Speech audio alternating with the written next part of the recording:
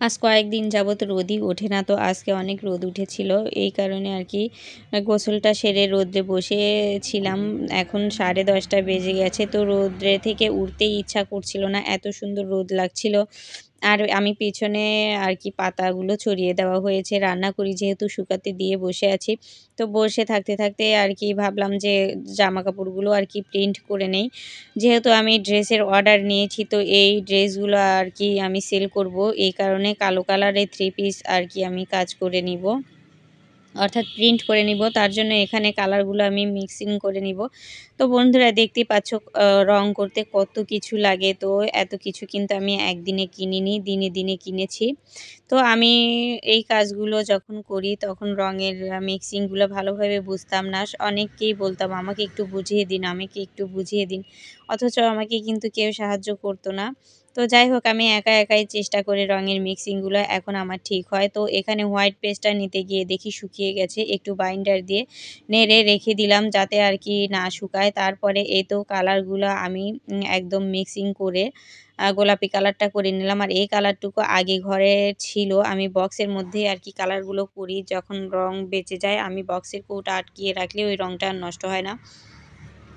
যেহেতু প্রিন্ট করা রঙগুলোর অনেক দাম, তো সেই কারণে হিসাব করে খরচ করতে হবে। তো যাই হোক, এখানে আমি কাপড় আর কি বিছিয়ে নিলাম। আমি কিন্তু আমার যে সাব বাক্সটা আছে ওই বাক্সের উপরে আমি জামা প্রিন্ট করি, কারণ এত বড় টেবিল আমি কোত্থেকে বানাবো। আর এইসব প্রিন্ট নিজে করলে একদম হয় না, এতক্ষণ বসে থাকা সম্ভব না।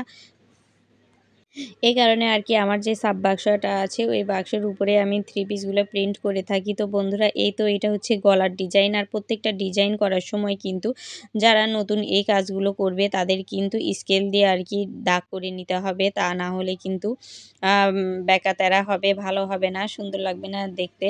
তো যাই হোক, আমিও অতটা সুন্দর করে পারি না, মোটামুটি কাজটা শুরু করেছি। ইনশাআল্লাহ আমার কাজের কোয়ালিটি কাস্টমারের কাছে ভালো লাগে। যেহেতু আমি অতটাও ভালো পারি না, কিন্তু তাদের কাছে ভালো লাগে। এই কারণে আর কি আমি চেষ্টা করছি যে আরও একটু ভালো করে কাজ করার। আর এই কাঠগুলোও হচ্ছে আম কাঠের ডাইশ। তো আম কাঠের ডাইশগুলো একটু বোচা হয়, ভালো না। তো এখানে শিশু কাঠের ডাইশ পাওয়া আসলে কল্পনা। এখানে কিছুই পাওয়া যায় না। শাহজাদপুর আসলে কোনো ব্র্যান্ডের মাল পাওয়া যায় না, কোনো আনকমন জিনিস পাওয়া যায় না। তো যাই হোক, আমাকে ডাইশগুলো অর্ডার দিতে হবে। আর একেকটা ডাইশের এত দাম। আমি হচ্ছে জলছাপ করার জন্য যে ডাইশটা অর্ডার করছি, তো ওইটা হচ্ছে ৳450 করে নিয়েছে। আর ডাইশগুলো অর্ডার করে আসার পরে বন্ধুরা তোমাদের দেখিয়ে দিব। তো এই তো আমার জামার সামনের ডিজাইনটা এইভাবে কাগজ দিয়ে সাইডে যদি একটু এভাবে কেটে দাগ করে না নেওয়া হয় তাহলে সাইডে লেগে গেলে ভাল লাগবে না। তো জামার গলাটা হয়ে এসেছে। এখন কিন্তু আমার জামার নিচের ডিজাইনগুলো আমি করে নিচ্ছি। তো এই তো একে হয়ে যাচ্ছে। তো ১ম এ আমি কয়েকটা 3 পিস করেছিলাম। 3 পিসগুলোতে রং উঠেছিল, ভালো হয়েছিল না। তো তারপরে আমি বাটিক করার জন্য বাটিকের রং নিয়ে এসেছিলাম। তো বাটিকের খরচটা অনেক হয়। 3 পিস সেল করতে নিলে দেখা যায় কাস্টমার ৬০০-৭০০ উপরে আর কি দামই বলে না। তবে খরচ কিন্তু হয় ওই ৬০০-৭০০ই, আর হচ্ছে লাভ হয় না ৳১ ও। এই কারণে আমি বাটিকটা আর করছি না। তো যাই হোক, নিজে করার জন্য ২-১ টা করি এইটাই। আর ব্লকের কাজটা করলে দেখা যায় যে ৳২০০-৩০০ আর কি থেকে যায়। তো এই তো আমার জামাটা কিন্তু হয়ে গেল। বন্ধুরা কেমন হলো তোমরা অবশ্যই আমাকে কমেন্ট করে জানাবে। আর এই তো এইটা হচ্ছে ওড়না।